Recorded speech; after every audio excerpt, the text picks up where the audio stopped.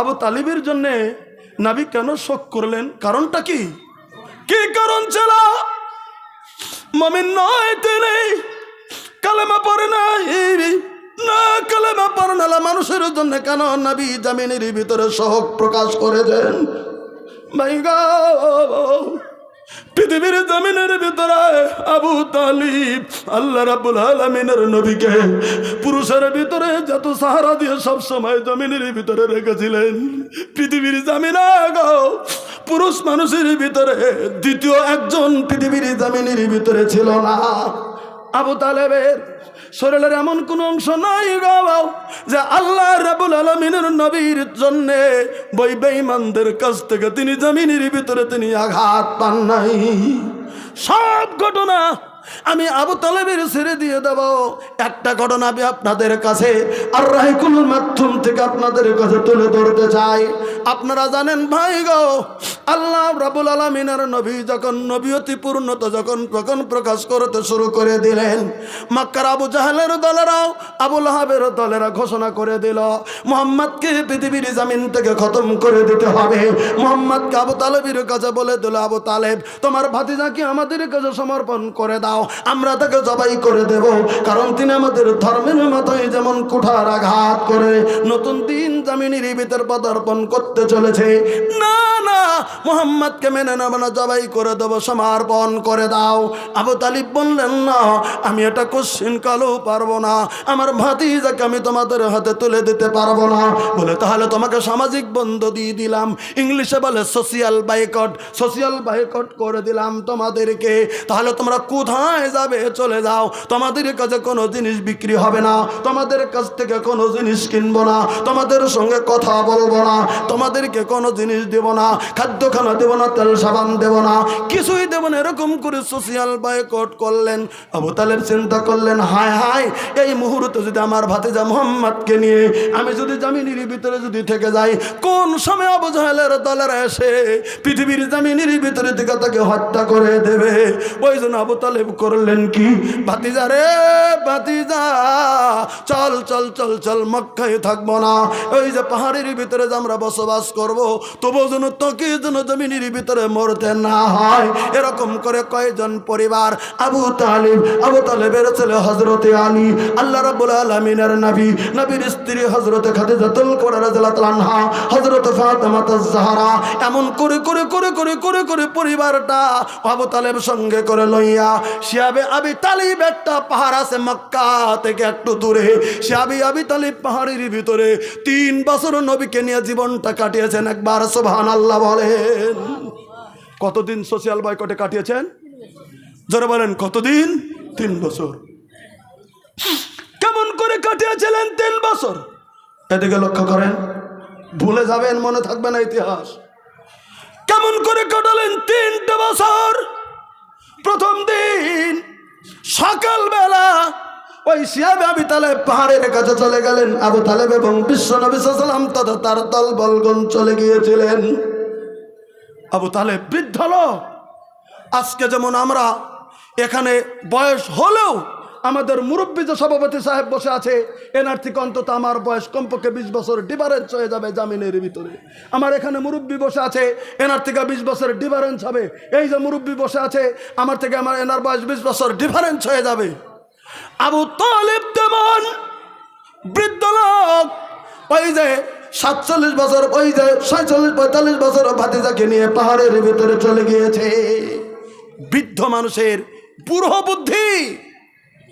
যা শিয়াবে তালিব পাহাড়ের ভিতরে জায়গাগুলি বিছানা, আবু তালেব যার যার বিছানা আলাদা করে দাও, যার যার বিছানা আলাদা করে দাও। আল্লাহ নবী সাল্লাল্লাহু আলাইহি ওয়াসাল্লামকে বলেন, মুহাম্মদ তোমার একটা বিছানা তুমি পেরে সারাদিন তুমি এক বিছানায় থাকবে। হযরত আলীকে বলে দিলেন, আবু তালেবের ছেলে আলী তুমি একটা বিছানা পরো, সারাদিন তুমি তোমার বিছানায় থাকবে। খাদিজাকে বলে দিলেন, খাদিজা তোমার বৌমা তোমার বিছানায়, তুমি তোমার বিছানায় তুমি সারাদিন থাকবে। এমন করে যার যার বিছানা আলাদা আলাদা করে দিলেন, দিয়ে সারাদিন যার যার বিছানায় বিছানায় থাকলেন। এবার যখন সন্ধ্যা হয়ে গেল, খুব গুরুত্ব দিবেন কথাটা, এবার যখন সন্ধ্যা হয়ে গেল, সূর্য যখন ডুবে গেল পৃথিবীর জমিনে, সূর্য ডুবে দেওয়ার সঙ্গে সঙ্গে অন্ধকার যখন হয়ে গেছে, হযরত আবু তালিব আল্লাহ রাব্বুল আলামিনের নবীকে বলতেছেন, মুহাম্মদ এবার এসে গেছে সময় বিছানা পাল্টানোর সময়। বলে কেন চাচা? নবীও বুঝতে পারেননি যে চাচা কেন বিছানা পাল্টাতে বলেছেন। বলে বিছানা পাল্টানোর সময়। এবার বলছেন, মুহাম্মদ তোমার বিছানা তুমি খালি করে দাও।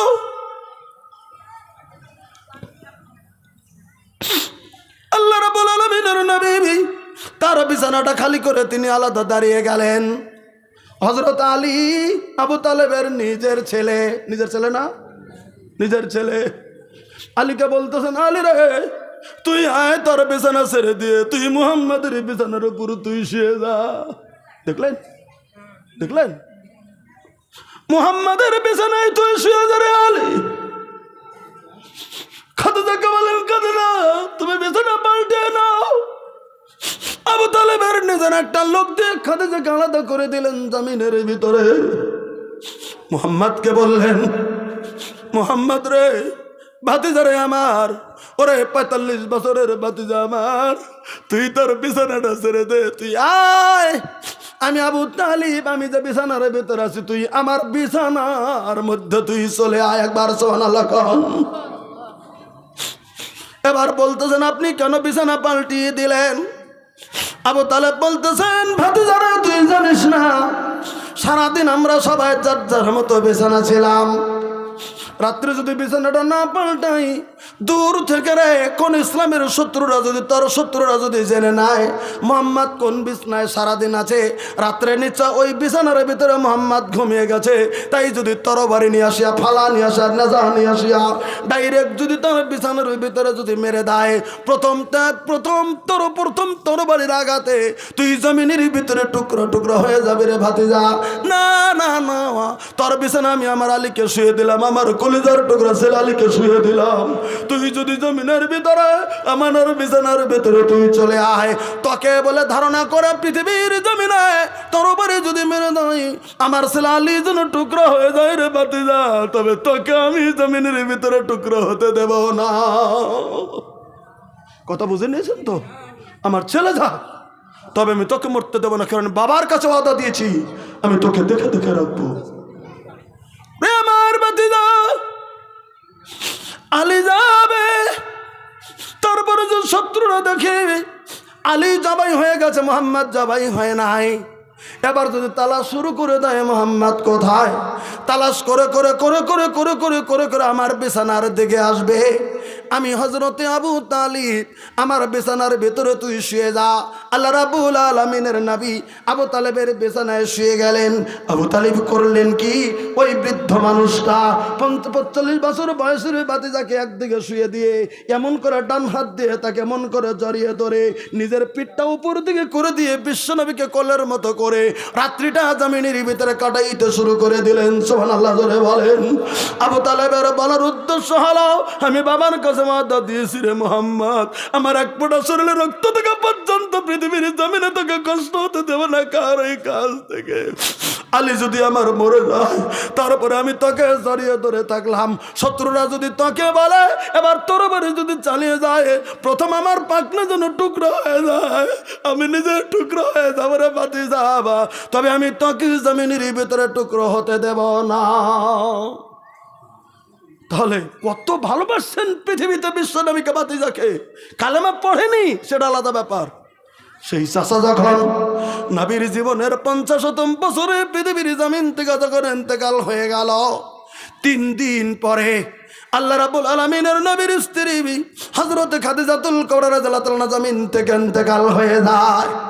একই সময়ে ৩ দিন কম বেশিতে অমন চাচা অমন বিস্ত্রী ৩ দিন যখন পৃথিবীর জমিন থেকে ইন্তেকাল হয়ে গেল, তাই ওই বছরটাকে শোকের বছর, শোকের সময় বলে হাদিস এবং ইতিহাসের ভিতর উল্লেখ করা হয়েছে।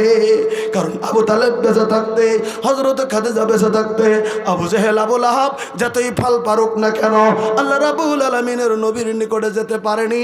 এরা দুজন ধারকের মতো করে বাধা হয়ে দাঁড়িয়েছে। ভাই গো, এবার 3 দিন কম বেশিতে যখন মারা যায়, আবু জাহেল মিটিং দিয়ে দিল, কে আসিস মোহাম্মদ কাবা ঘরের সম্মুখে নামাজ পড়বে, কে আসিস জমিনের ভিতরে মোহাম্মদের উপর উঠে বুড়ি পচা গুড়ি তুলে দিতে পারবি, কারণ এখন ফিরানের মতো লোক নাই, এখন কেউ নাই জমিনের ভিতরে মোহাম্মদকে মারতে গেলে ফিরাবে, কারণ নবীর চাচা আবু তালেব নাই, নবীর স্ত্রী খাদিজা নাই, এবার আমরা যা ইচ্ছে জমিনের ভিতরে তাই করতে পারবো।